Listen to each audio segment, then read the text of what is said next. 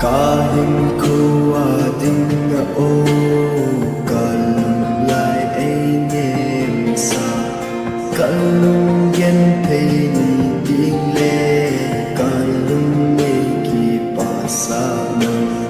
Idya khen na hung so ham Idya lay ka sa zi ham lung sit na hin he thi min